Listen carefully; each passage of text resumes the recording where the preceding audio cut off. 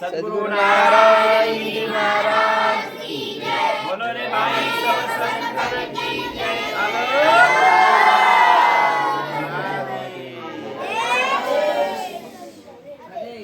धन्य धन्य अडबंगनाथा, तुमच्या चरणी ठेवितो माथा। आज या ठिकाणी आपलं बाल संस्कार शिबिर सुरू आहे आणि बाल संस्कार शिविर यहाँ पर चल रहा है। आज शिविर का अंतिम दिन है, कल तो सांगता हो जाएगी। तो कल आप बच्चे पढ़ करके अभ्यास करके जिनको घर जाना है वो जा सकते हैं, जिनको यहाँ रहना है वो यहाँ रह सकते हैं। आप सब बच्चों को बहुत बहुत धन्यवाद।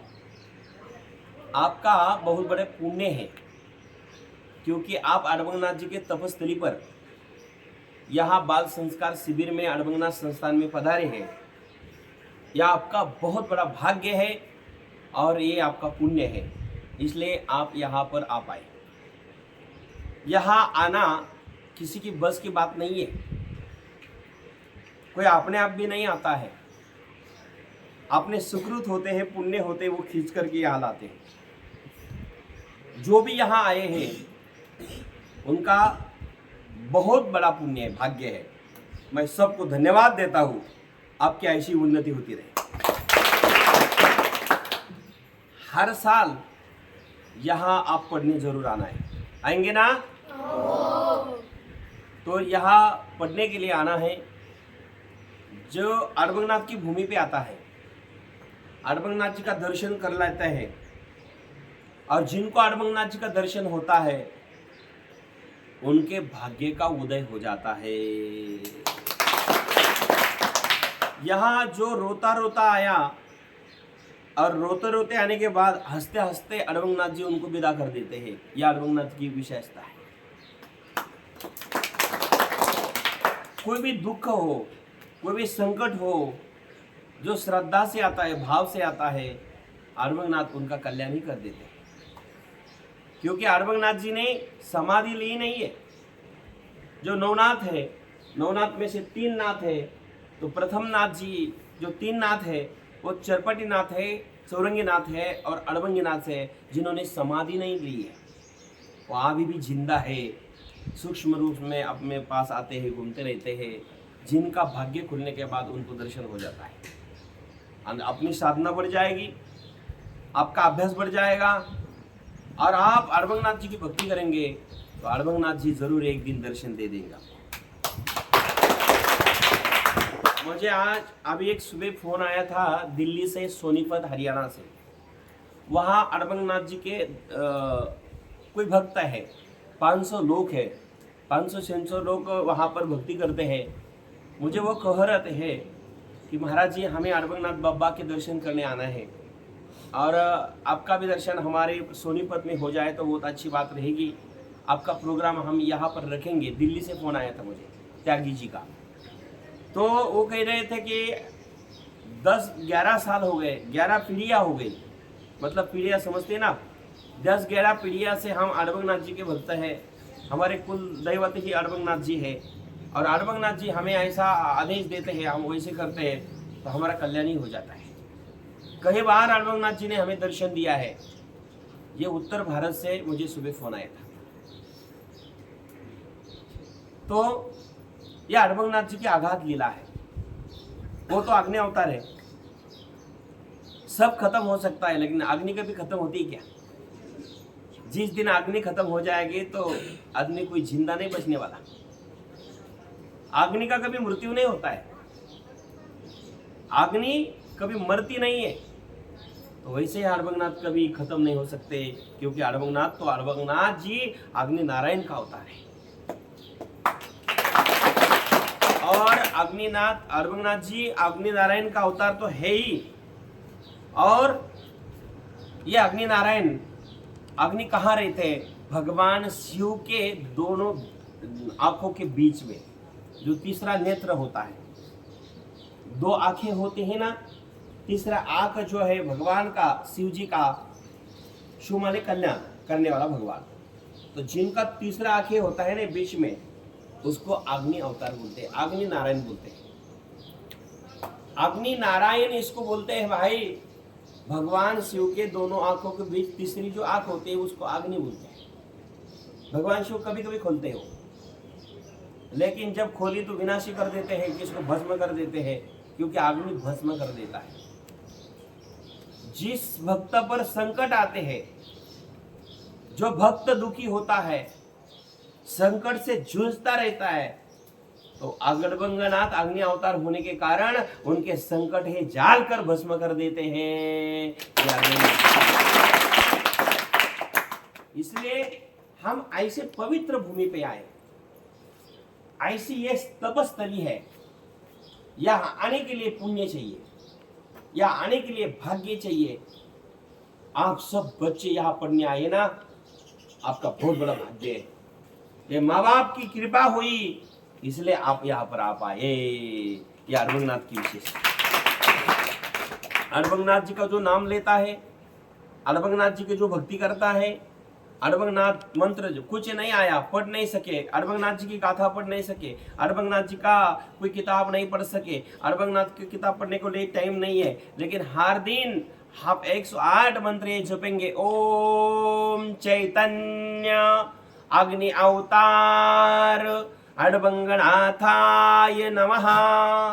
ओम चैतन्य अग्नि अवतार अड़बंगनाथाय नमः।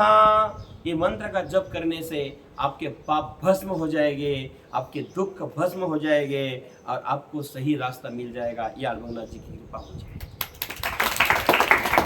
तो आप क्या करना है, घर जाने के बाद चलते घूमते अड़बंगनाथ जी का नाम लो, अड़बंगनाथ जी का नाम लो, क्योंकि अड़बंगनाथ ने तप किया है।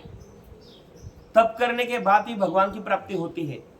ज्ञानेश्वर जी कहते हैं ना, तपे भी न दैवत दिदल्या भी न प्राप्त अंगुजे भी न हित पूर्ण सांगे। ज्ञानेश्वर जी कहते कि नहीं, यानी ज्ञानेश्वर महाराज जी ने कहा है कि तपे भी न दैवत दिदल्या भी न प्राप्त अंगुजे भी न हित पूर्ण सांगे। मतलब इसका क्या होता है, तप के बाद ही भगवान प्राप्त होते हैं। तप करो। तप कैसा होना चाहिए? अड़बंगनाथ जी ने 12 साल यहाँ पर तप किया। अड़बंगनाथ जी यहाँ आए। अड़बंगनाथ जी के माता का नाम था ज्वालामाई और पिताजी का नाम था शिव बाबा। समझ में आ रहा है ना आपको? अड़बंगनाथ जी का माता का नाम है ज्वालामाई, पिताजी का नाम है शिव बाबा, और शिव बाबा और ज्वालामाई बहुत अच्छे रहते थे, पति पत्नी। एक दिन ऐसा हुआ, शिवरात्रि के दिन एक संत यहाँ भामानगर में पधारे।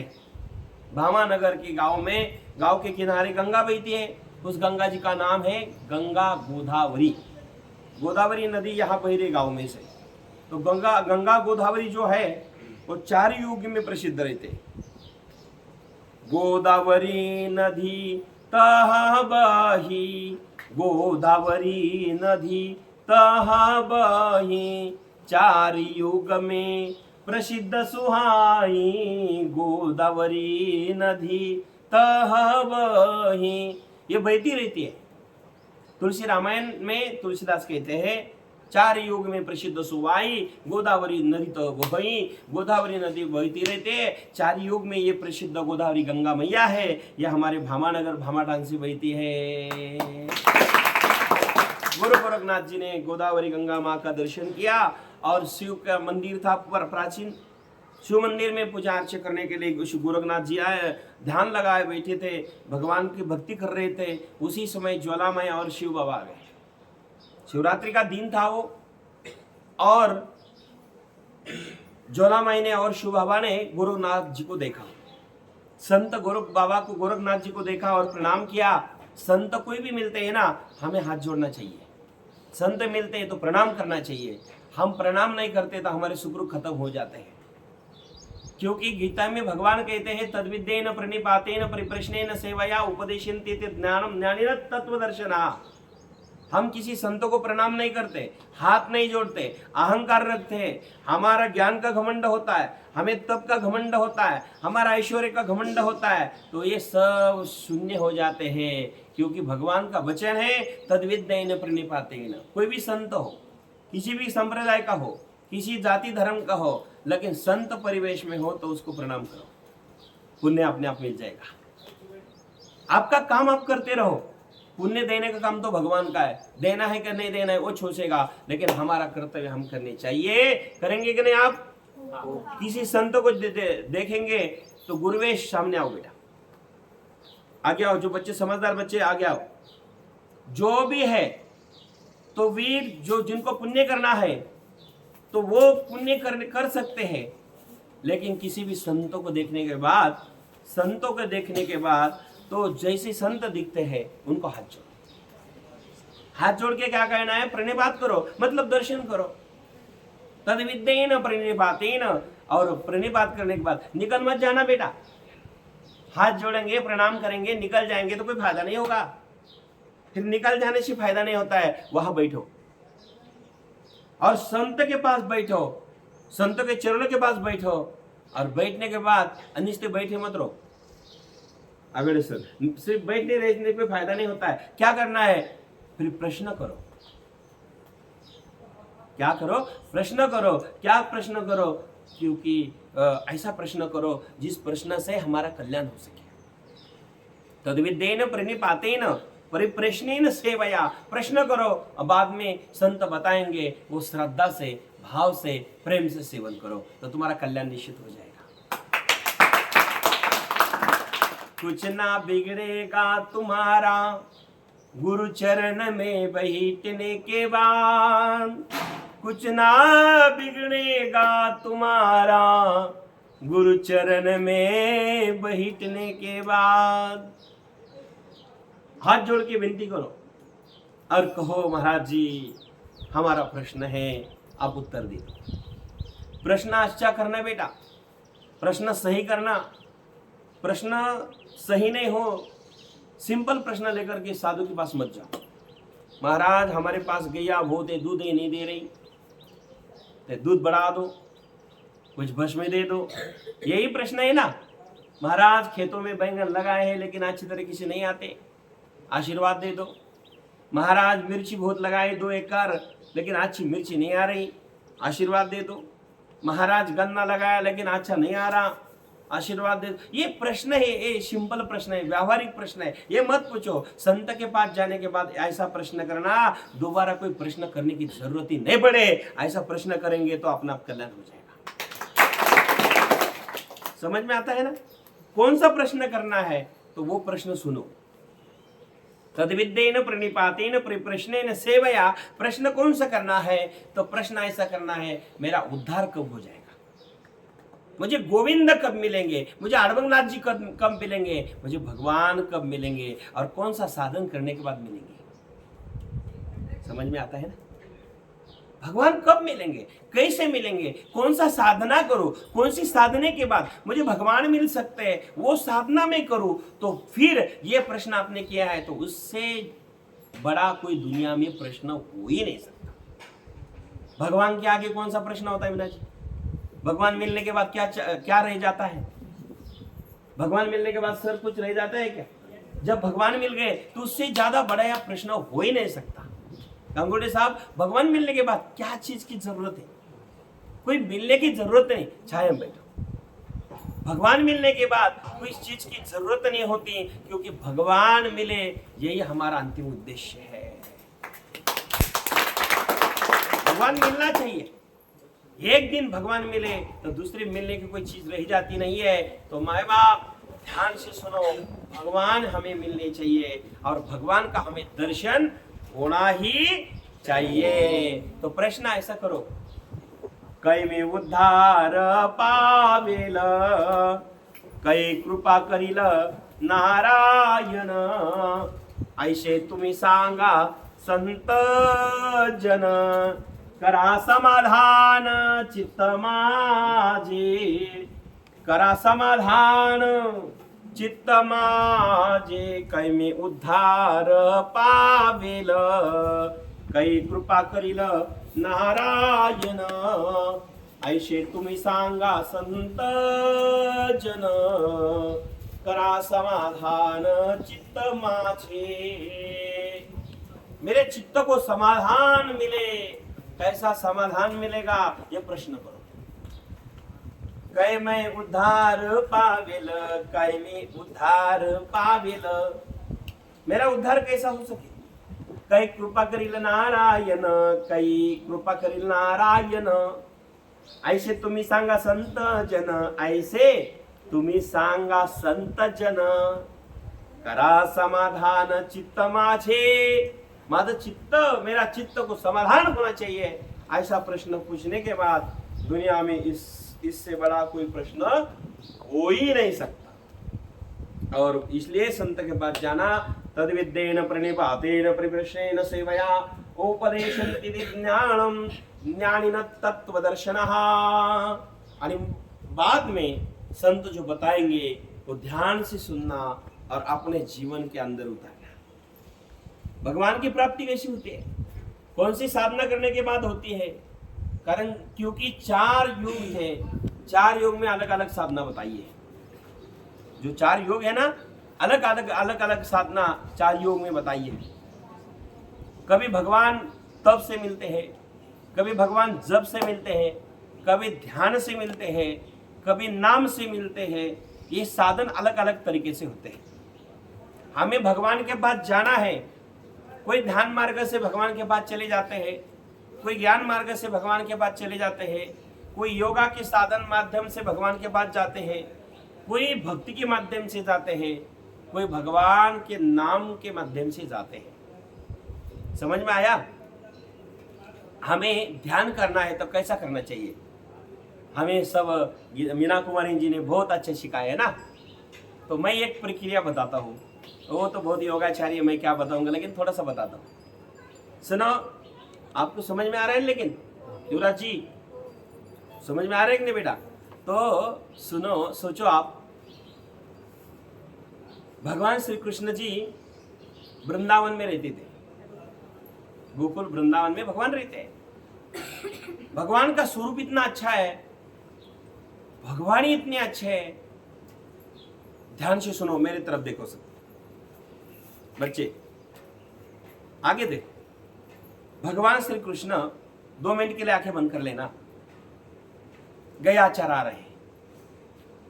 भगवान श्री कृष्ण, यमुना जी बह रही है, खड़खड़ खड़खड़ खड़खड़ खड़खड़ यमुना जी का पानी बहता है, और भगवान श्री कृष्ण जी गया चराने के लिए आ गए।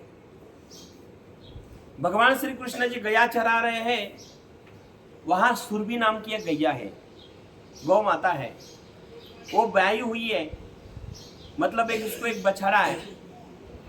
वो गैया, भगवान जब बांसुरी बजाते हैं तो गैया दूर दूर भाग के जाते हैं चारा खाने के लिए, घास खाने के लिए। तो गैया माँ बांसुरी बजने के बाद अपने आप पास आती है कृष्ण के। भगवान श्री कृष्ण बांसुरी बजा रहे हैं, खड़े हो गए, तो खड़े सीधे नहीं होते श्री कृष्ण जी, टेढ़े होते हैं। खड़े होने के बाद एक पैरों के अंती का ऐसा पैर टेढ़ा रहता है। खड़े होने के बाद बांसुरी बजाते हो तो बांसुरी बजाते भी टेढ़ी बजाते हैं। और ऐसे करते करते बहुत सुंदर स्वरूप भगवान का है। भगवान खड़े हुए तो टेढ़े हैं, बांसुरी बजा रहे तो हाथ भी टेढ़े हैं, और भगवान ने मोर पीस लगाए, बहुत सुंदर है। भगवान श्री कृष्ण के बाल ऐसे भुर भुर बाल बहते हैं, बुड़ते हैं, जैसा हवा आते हैं ना तो बाल इधर उधर उड़ जाते हैं। भगवान हंसते हैं तो गालों को खड्डे पड़ते हैं। भगवान की नासिका सीधी है। भगवान हंसते हैं तो जैसा जासुंदी का फूल जो होता है ना, वैसे उनके होठ है। भगवान इतने सुंदर है। आंखें तो इतनी क्या कहो, जैसे भौरा होता है ना, जो भ्रमर होता है, भ्रमर जैसी आंखें होती है। आंखें इतनी सुंदर है। भगवान के बाल बहुत सुंदर है। और भगवान जब बांसुरी बजा रहे तो टेढ़े खड़े हैं, बांसुरी भी टेढ़ी बजा रहे हैं। पीताम्बर धारण किया हुआ है, वैजयंती माला गले में पहनाई है, और बहुत सुंदर स्वरूप भगवान का है। एक बांसुरी बजाने के बाद गैया माँ आती है, भगवान को पैर को चाटती है, और चटने के बाद पैर को चाटती जैसी गैया माँ चाटती रहते हैं, और एक बछड़ा आता है उसको दूध पी जाता है। और ये भगवान का स्वरूप देखने के बाद ऐसा लगता है भगवान जैसी गैया बजाते हैं, बांसुरी बजाते हैं और गैया अपने आप आ जाते हैं, तो ऐसा लगता है ये भगवान का स्वरूप हमारे दृष्टि के सामने ऐसा ही रहना चाहिए। इसलिए तुकाराम महाराज जी कहते आता दृष्टी पुढे ऐसाच चतुर आहे जो मी तुझ पाहे वेळोवेळा। ऐसा दर्शन हमें होना चाहिए भगवान का। समझ में आया?